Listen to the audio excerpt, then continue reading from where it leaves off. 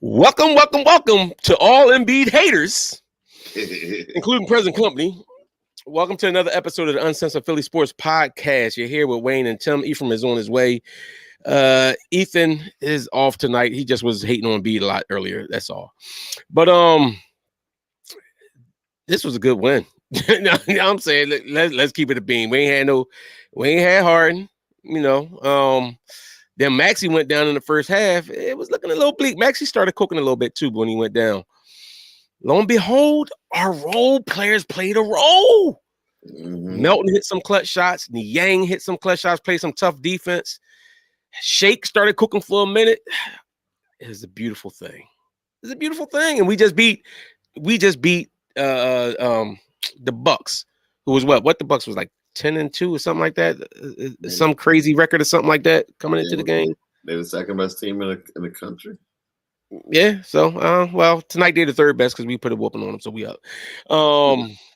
No, but B right now, B is playing out of his mind. Anybody that was hating on him, Joel, build a team around this guy, that guy, trade Joel for Ayton, trade Joel. Joel Embiid said, keep my name out your mouth.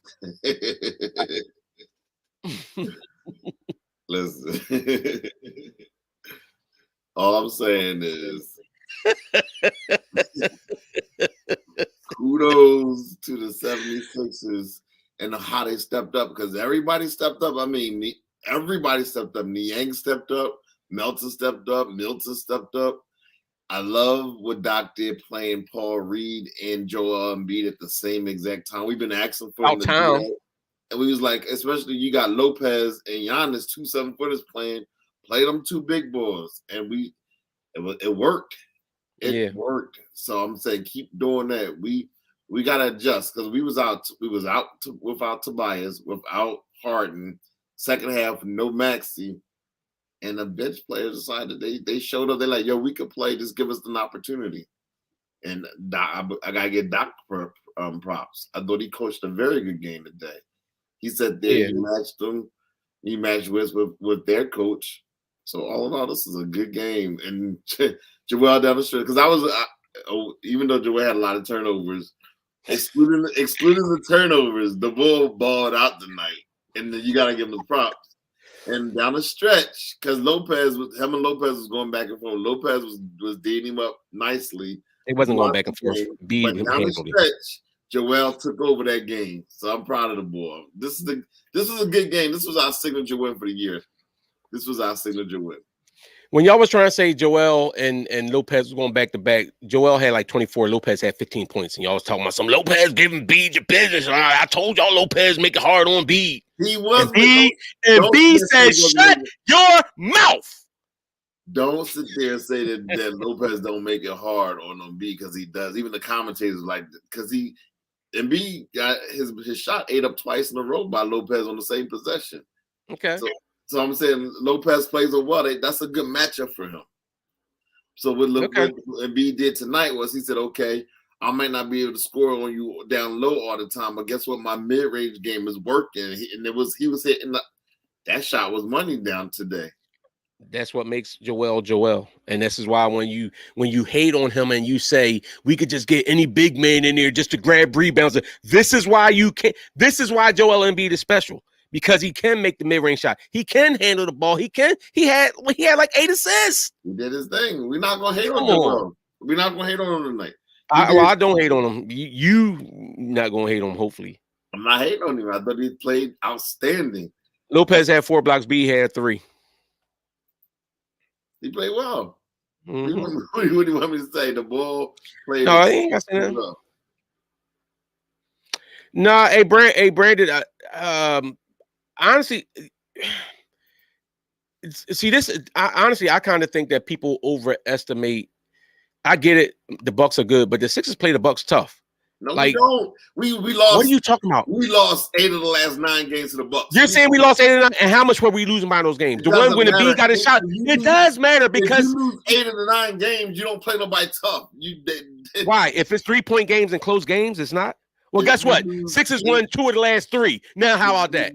lose 8 of 9 games. We won the last. We won 2 of the last 3. So now we own them. They own you. Shut up. They don't own you. nothing. They don't own nothing.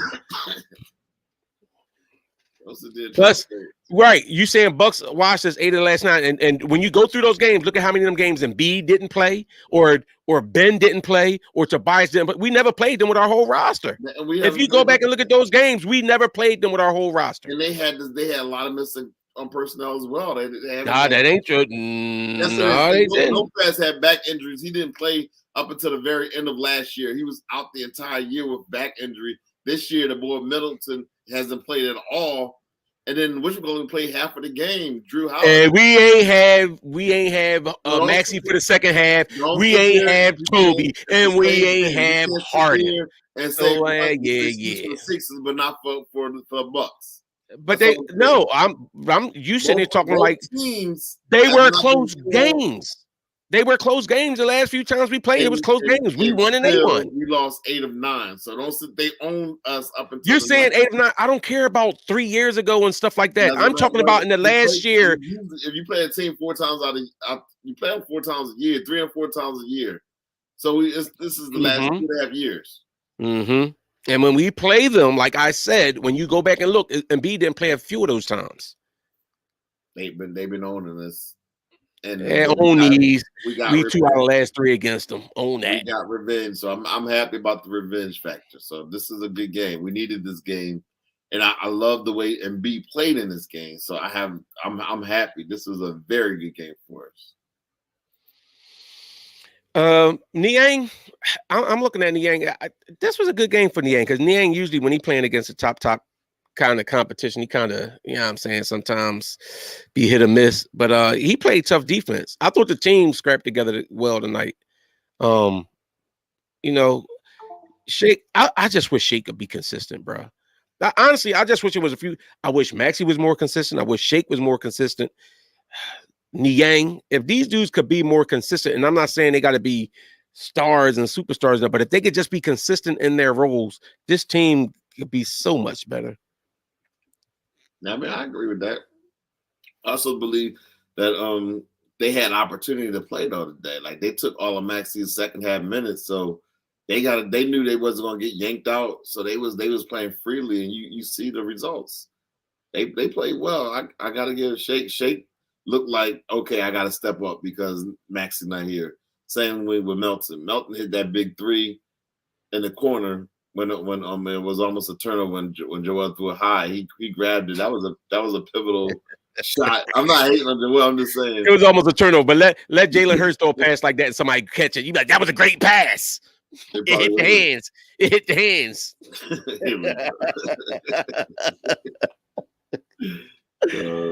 No, this was a good win, man. I ain't gonna. I mean, they just all two. They've been off all week, so. If it wasn't for the fact that we was off all week, I don't know if we get this game because Joel looked like he was getting a little wore down the stretch. It was at one point, it was like, but he still played under composure and he hit them clutch shots. Yeah. But if this was like one of them nights where he played just a couple nights ago, I don't know if he'd have made it through this one. Not like that because look at the front court that he's facing. He was going against Giannis, Portis, and Lopez. Yeah. Like come on, Giannis 25, Portis 21. Lopez, y'all said he gave Embiid the business with his 15. 15, and how many rebounds and how many block shots? We had 4 blocks. He had 4 blocks and 4 rebounds. Where'd he give him the business? Where'd he give him the business? Stop. You saw your eyes saw what you saw. Stop. I did. I saw Embiid wetting that net. Wop, wop, wop. What I like today, those 9. We finally won those 9 Embiid minutes when Embiid's not on the floor. We finally won that. We didn't go into the negative. You saw that Paul Reed was out there and really just he did well. He even played y'all. I thought he got towards the end. They started giving him fouls, but he stayed out of foul trouble too.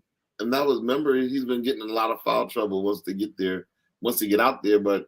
He played smart. He played smart today. No, he did. He did. It's funny because at one point B was a -1. He finished the game +8.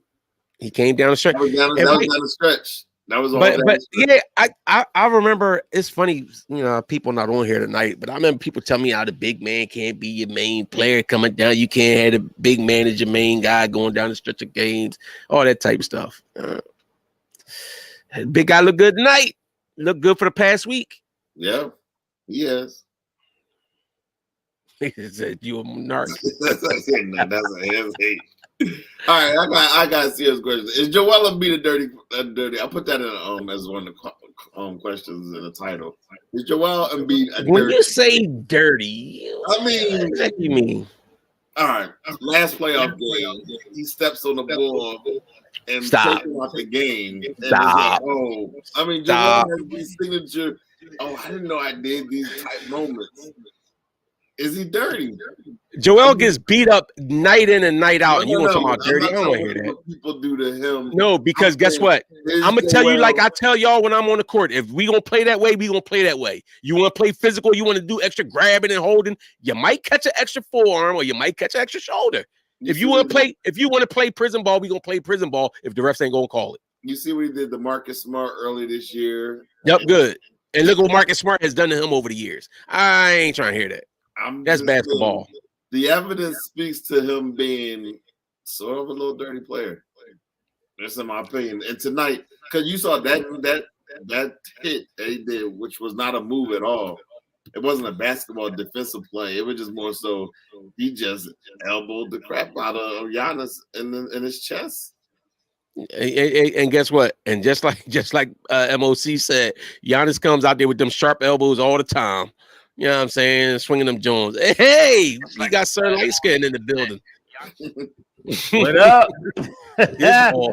This boy holding his mic like he about to say,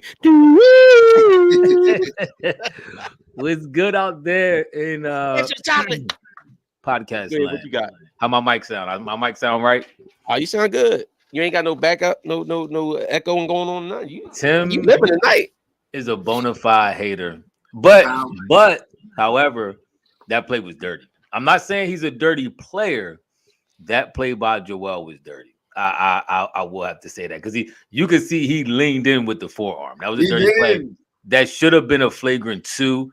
The league did not want Joel Embiid out that game. You couldn't take him out. Not a national football. It's a national televised game on a Friday night, marquee matchup. Him and Giannis. B would have had to steal off on Giannis to get kicked out that game. Yeah. and I'm not mad at him. No, I'm not. What's up, Herb? What's up, everybody out there in the chat? MOC. I'm not mad at the league for not putting him out on that play. It was a flagrant 2. But it was a flagrant 2. All that being said, the boy B played like a monster. He outplayed Giannis tonight. I mean, if it's any, and I was arguing with this was when one of our other homies, Brandon, in the chat, that if Giannis has any weaknesses in his game, is that his free throw game is terrible, and he shoots a lot of threes to shoot threes so bad. He shoots almost 4 threes a game, somewhere around there, and he's only shooting like 30-something% from 3 right now, and he's shooting 60. He actually might be in the 20s, I think, from 3 right now, and he's shooting like 64% from the free throw line. He was 4 of 15 tonight. Last I saw, that's terrible. And I was trying to tell. He was telling me Giannis is the best player in the NBA. I know a lot of people say that. I don't think so. Y'all know who I think the best player in the NBA is, but that's neither here nor there. But yeah, tonight, Joel Embiid outplayed everybody on the court, including the Greek Freak. He outplayed him as well. Giannis came up huge late in the game. I mean, he had that one pass he threw to Shake. That to me, that was even more impressive than all the jump shots he had. The jump shots was nasty. A couple step backs was nasty. But that pass he threw Shake was everything. He got to be listening. He listened to the show. I'm telling y'all right now, Joel B is a closet listener of the pod. This is what I've been saying since the rip, and this is what he's doing now. That was a Joker type play. Like I watch Joker play a lot. That was a Joker type pass when you draw the defense in and just find the ball right in the bottom, right on the baseline. Right in the bottom of the basket. That was a beautiful play. But see, to me, this kind of game goes to answer. You know how and this is what when certain people come on here, not just in here, but in places, and they hate on Joel. Get down in the box. He a big man. He need to get down there and throw his body around this, that, and other. this is why you don't, because this is the difference between him and the Lopez. He could take Lopez off the dribble. Lopez wanted Embiid. Remember the one when B tried to go around Lopez punched the shot? Lopez wanted Embiid to come in there to him because he like Lopez is strong and he got the size to go against him. But what he don't have is that foot speed and that quickness B got. And so when B hit him with that, how Maxey got to say, what that is, what in the net.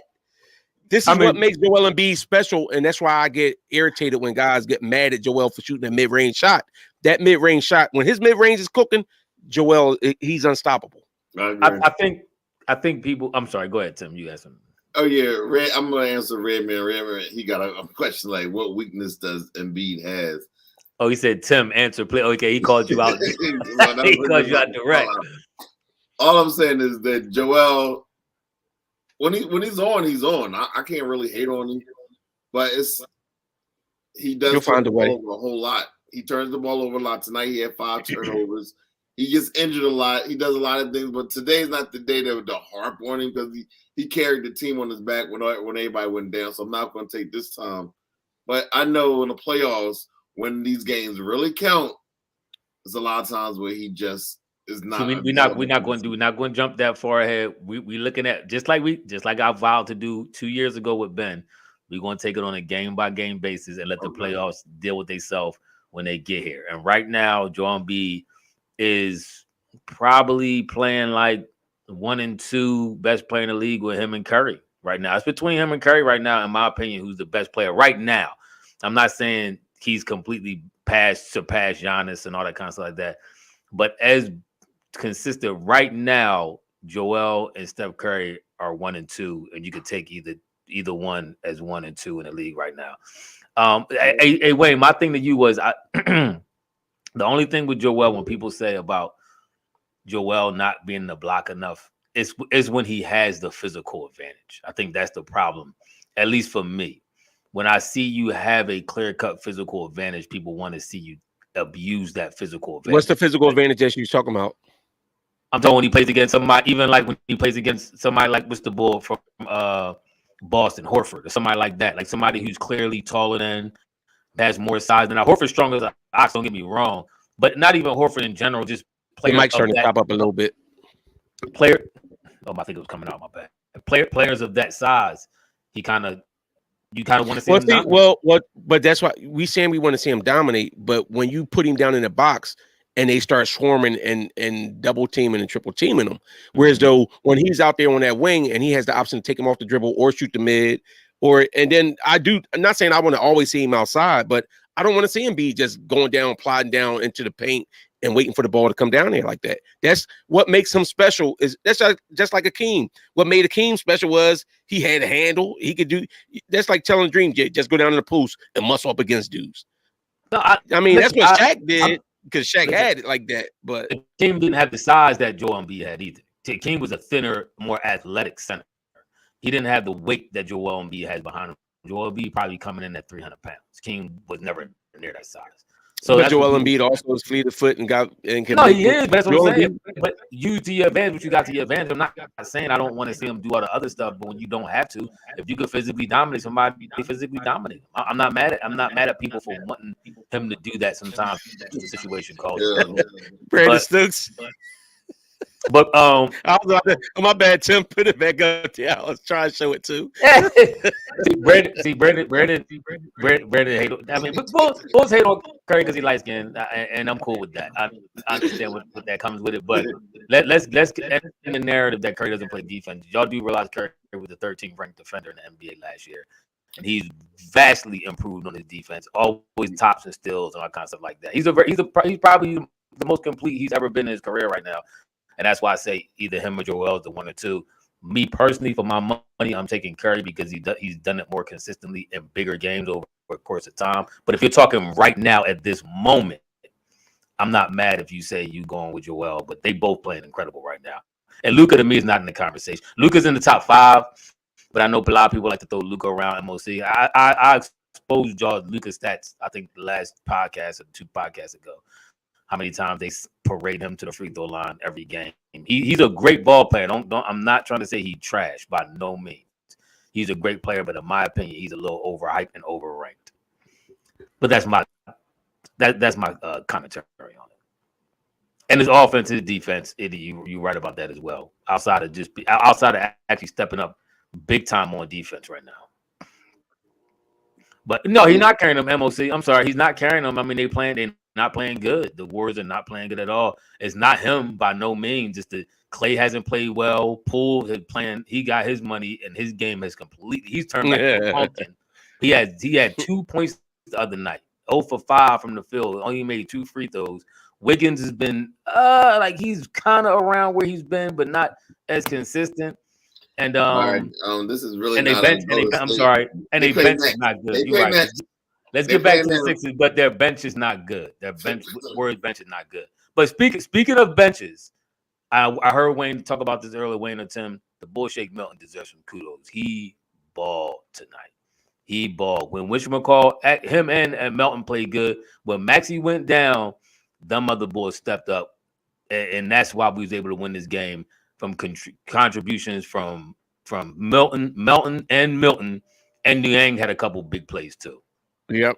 Yeah, I do hope Maxey's okay. We got to find out what happened. I didn't even realize I left. I was watching the game in the car, driving around, and I came and I said to Wayne in the chat, I'm like, yo, when Maxey get back in the game? Wayne like, Maxey out the game. I'm like, what, Maxey? I'm like, what I missed? I didn't even realize he twisted his ankle because I was. He was like, put Maxey back in the game. I was like, yeah, he ain't coming back in this one, bro. About that. I'm concerned about that because right now they say to get an MRI. I mean, I can't see him not getting back into the game unless he was seriously injured. So that might have been precautionary. I mean, it's a game in the middle, it's early in the season. Since I'm rushing back out there. So you want to get an MRI? I mean, the X-ray can make negative, but the MRI is an extensive X-ray. Okay, yeah. I mean, I'm not saying that it might not, but I'm saying I'm not mad. Play. Did it look bad? Did it look bad? He came down. He looked like his ankle buckled. Oh, yeah. It could be something. It could be nothing. That's because these young boys always playing these low tops now. Like everybody running these daggone low tops. They don't even make high tops anymore. I know I sound like an old man, an old head, but bro, that ankle support, bro, be crucial. You come down on somebody's foot. I don't know why. I mean, yeah, I don't get that. Like Curry wear low tops, but then he wear like all these ankle braces. I'm like, why don't you just have Under Armour make you a pair of high tops? So maybe they feel heavy on his feet. Or make the sneakers that got the ankle. Remember they used to have the ones that had like the ankle straps on them or something. But I don't know. Kobe had probably the last pair of good high tops I saw. I think he had a kind of went kind of high up, but they don't really. Maxey ducking Ben for what? Ben, what? Let's see if Ben plays. Let's see if Ben Simmons plays Tuesday. Who that Herb? That got to be Herb. Anybody bringing up Ben in the chat? It's definitely Herb. Ben had his best game of the year. He said Ben ducking Ben. The only reason why the Nets won that game because the Portland was off, and they barely won that game at the end. Portland couldn't. Portland was the best team in the league. They just had an off night. They had an off night. That's because Ben showed up. I mean, proud of the young boy. The boy came in there because then they tried to play hack-a-bit at the end of the game, and he hit 3 or 4 free throws with confidence. So that game made you proud of Ben? Yes, because it was lowered expectations. Remember that?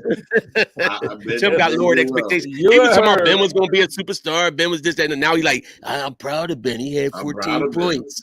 Listen, he's taking it one day at a time. He's like, don't it. Well, we gonna wait and see what the next day bring. Don't expect to see this. Don't expect to see this again. I do. Okay, I mean, but Herb, it wasn't just about Dame. The boy Simons was off. Jeremy Grant was off. Everybody was off. Everybody had been stuck. They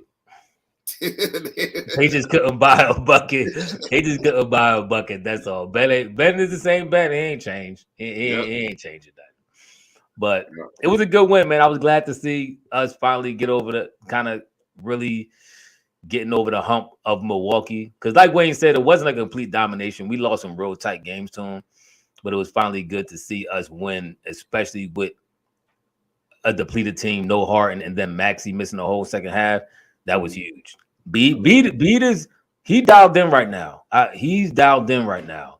He right now he's reached that state of I can't be stopped, and that's a very scary thing when you got to do this skill this big, and now he's tapped into that that Matrix type. Remember when Neo would start seeing all the code and the joint started tripping down? Yeah, and everything slowed up. That's where he at right now. Like he's tapped in. Could it be that he just can't play with Harden? You think is because he had good games with Harden too. See, listen, stop trying to drum up drama. Oh my God. Oh my God! Stop trying to drum up drama. Tim on a soap opera. I can guarantee Tim watch soap operas on the side. Tim a soap opera dude. No, he one of them. Which one is the it? reality TV. He like, girl, don't let her do that to you. That's Tim. Tim watch a lot of housewives and soap operas because he always wants some drama. Listen, all I know is that B was struggling with Harden this year. He was not struggling. When was he struggling? He was struggling when he was averaging 26 points a game. That was struggling. He averaging 32 now. Okay. I mean, because he has to. Oh, first of all, you be the first one to talk about him. Be selfish. He don't want. So when he's actually deferring more and letting Harden, he ain't just he's taking the he same. He did so defer. He's just hitting the shots. He's hitting those shots. His percentage is up. You tripping? It ain't just that his percentage is up. I will say this. I don't think it's just Harden. I think he may play a little better when you have less scorers on the floor because it gets you more. It gives you more of a chance to get in your rhythm if you off. It's kind of like a lot of people don't notice when KD first went to the Warriors. Steph Curry and Klay's field goal and 3 percentage dropped. The first 2 years he was with him dropped just slightly. But I say that to say because let's say for instance, Curry without KD, if he missed 5 shots in a row, guess what he's gonna do with the 6th shot? He's gonna shoot the 6th shot again. But with KD, he ain't going. Now it's like, all right, let me give it to KD, let me do his thing, and it may not allow you to get back in the rhythm. For instance, same thing with Joel Embiid tonight. Joel Embiid came out and scored the first 7 points of the game, and then kind of started missing a couple shots. Kind of let Maxey went off toward the end of the first and the whole second quarter. Then B still was able to. Then when Maxey came out, then B was able to get shooting again, missed a couple shots, then hit a couple. Lopez blocked some, but then once he had the ball enough to shoot and get back in the rhythm, and he ain't have to worry about letting nobody else score. He had to worry about letting nobody else get their shots and get involved. So it allows you to get back in a rhythm a little bit easier. And I think that's what's happening for him right now. It's just one less scorer off the floor. And even with Tobias being out too, that kind of helped out a little bit too, I think. Yeah, I mean, the main thing is he's getting more shot attempts. Like when Harden and Maxey and them and B was shooting, as much as you kept saying that he was selfish. Chill, yo. Why you chill? Why you put that stuff in the chat? Go ahead, Wayne. He was only shooting like 15, like he was shooting less than 20 times a game. So now that, like Ephraim said, now he has to shoot. He has to get those touches, and he's putting it up, and he's coming through. Yeah, he is. And Tim hating. Tim want to hate on Embiid. This is. What did somebody say last time? I think somebody said Tim is salty happy. Tim is salty happy again a little bit. This was a good win. No, it was a good win. But the first thing you said in our personal chat, the first thing, as soon as Embiid got that foul, I told you on Embiid dirty. Like, you want to hate so bad. It pained you to see him ball out a little bit. It does. Real quick, let me bring this up for Tim. To start the season off, Embiid, the first game of the season, shot 50%. The second game, he was off against Milwaukee the first time. He shot 28%. But then he shot 56%, 61%, 70%, 60%. So where was it that he was struggling with Harden? Because he wasn't, those was garbage time points that he was scoring, first of all. And then we wasn't winning. And we weren't winning. Stop the madness, bro. I agree with Eddie. Pretty Eddie says it's nothing to do with Harden. It took a while for him to get into shape. Exactly. Being his foot was messed up in the offseason, he's getting a rhythm, and now he's not even fully in shape. Here we go with the excuses. That boy got more excuses than. Hold on. But you said that in the beginning of the year. I'm just saying that, but it's always the excuse. First of all, I feel I'm saying you do a lot of stuttering. I sound like a hater, so I'm not gonna hate on the man today. He did well. He played well. We all happy. He did his thing, so we're not gonna hate on the fact that he always injured. Hey, Dom. Now you go. Wait. So we went from talking about his shooting percentages and everything. Now you're talking about he injured. Now you want to talk about the injury. Dominic agrees. He said, "Let's talk about Embiid's defense." Embiid's defense was now his defense. And that is why when you have the Joker or Embiid discussion, that defense that Embiid plays, that's why I will always put Embiid over Joker, because that defense as a whole, he can play dominant defense. Salty happy. Thank you, Carr. But in all seriousness, Embiid has been playing the last 4 games, or I would say the last 3 games. He's been on a different level. He hasn't played this well, I don't think, ever. Huh? I haven't seen him play this well. You tripping? You don't remember you don't remember? You don't remember last season? No. You don't remember last season when he started off with some kind of weight, and then when he came back from the injury and he was cooking, and he shot right up to the top of the MVP runnings. You don't remember that stretch? As a complete this good offensively and defensively at the same time. Joker's not better than Embiid. I'm sorry. Joker is not better than Embiid. No, he's not. I have to agree with Tim. I think as regards to decision making, his passing right now, his assists is he almost getting at least 6-7 assists not every game, but the last couple games, he's been on another level right now. His decision making is fast. His shots is wet. Pause. Well, you don't gotta put it out there like that. No, Embiid, like I said, to me, he's tapped into another level of play right now, and I don't know how long he can keep this thing. This you got the touch. It's like he opened up the Matrix. Remember when Optimus Prime? I mean, when Optimus Prime was trying to open it. But when Hot Rod opened that Matrix up and he turned to the bull, like that's what Embiid is right now. He got the Matrix. I don't know how long he can be tapped in. You know what's funny though, because I'm looking at the stats now, and this is the problem when your team is struggling. Then all of a sudden everybody want to dissect Embiid, but for real, Embiid had like one bad game, scoring wise. He only had 15 points in the Milwaukee game, and that's the only time he finished under 20. Other than that, most of his games, he was scoring 26, 40, 26, 31, 25, 33, 26, 42, 59. I've seen them games.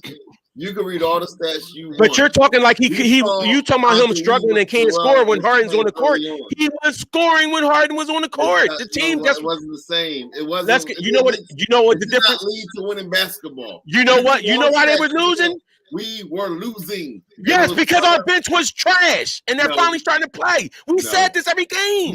We talked about this. Whole different level right now. Yeah, because like tonight, no matter what Embiid would have did, Embiid only had he had 30 tonight. But if you didn't have those other role players stepping up and doing their job, the bench coming in, Shake coming in off the bench, Melton balling, you had Niang coming off the bench. We had no bench play the first week of the season. It had us questioning everybody except for Melton that we picked up in free agency. You like that X-Men, you like that Transformers throwback? The cartoon was better than any movie that's ever been made so far about the live action movies. The Transformer, the movie cartoon, is a classic. If you've never seen it before, you're a young boy on this in this thread, you ain't never seen it before, that's a classic. Go back and watch it. But excuse me, I'm not going to say that B and Joker aren't close. I'm not. Joker is a stud. I do agree with Wayne, though. I'm taking B over Joker, and one of the major reasons is right now because his defense is definitely better, but even more so the way he's facilitating the offense, the way he's making quick reads, the way he's playing right now, he's on another level right now. I couldn't take Joker over B right now. Joker, listen, Joker's a baller. I think somebody. Joker's definitely a baller. Yeah, he said it's not close. I'm not saying that. He's a baller. He gave me 60 games, not 60 points, 60 games.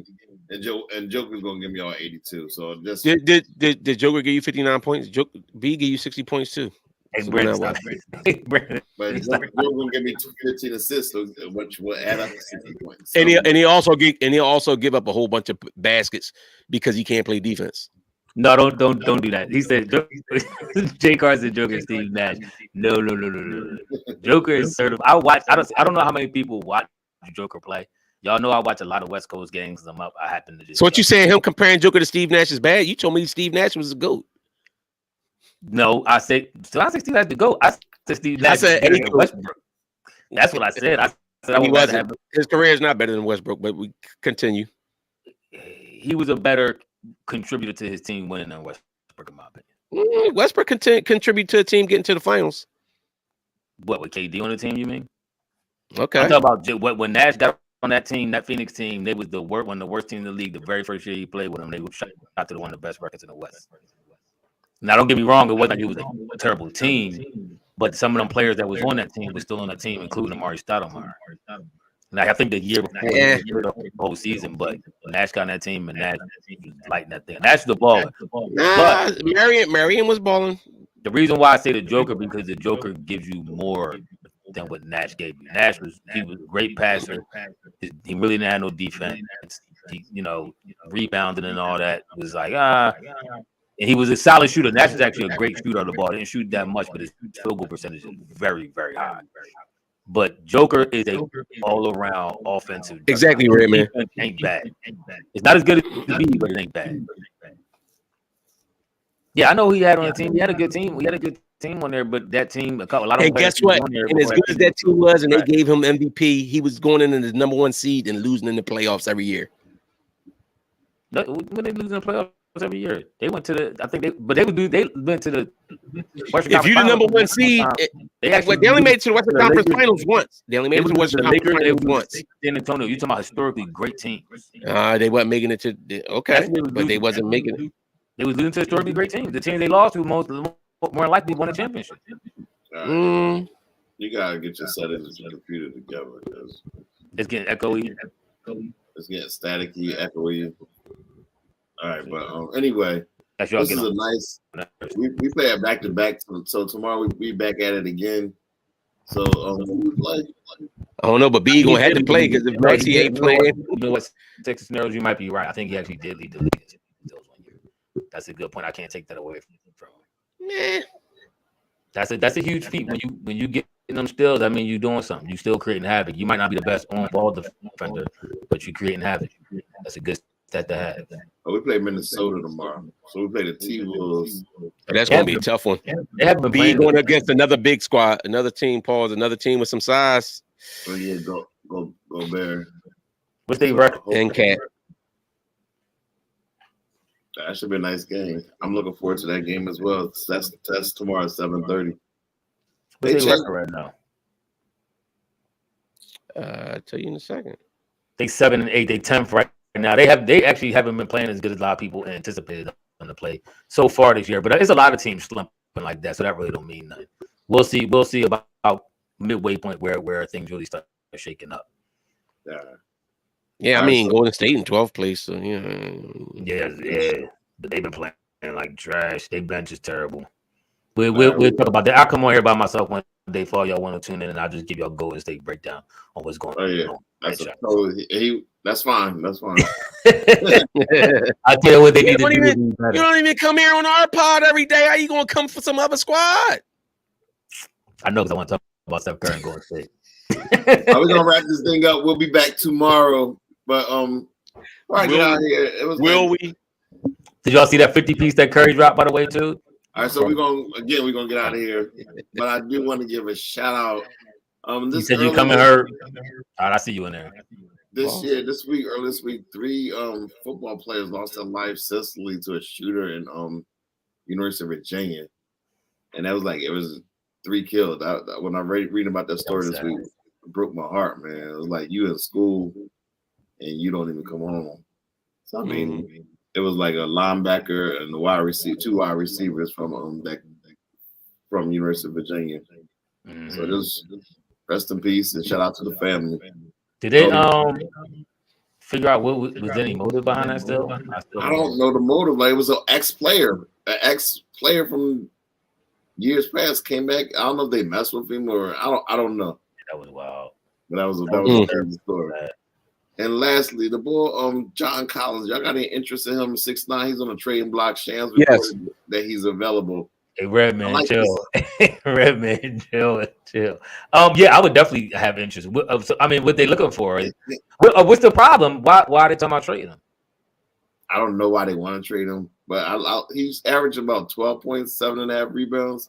So who you going to replace him with? Because I'm taking Toby over him right now. That's what I'm saying. I would take.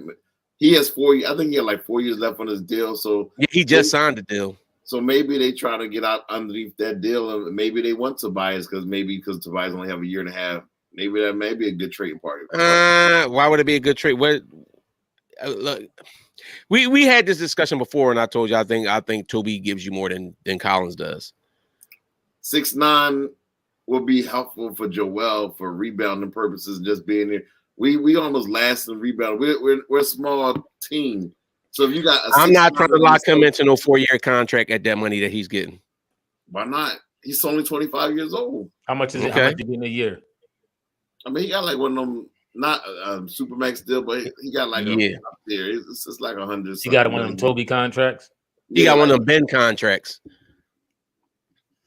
I would definitely consider it. He's one of the athletic dudes that we need. I think he'll bring a great athletic presence. Yeah, athlete. He can shoot the ball outside, and he's 6'9". We don't have height on our team. Yeah, easy money. What player am I supposed to? What player are you asking? Do I know about? I know a lot of players.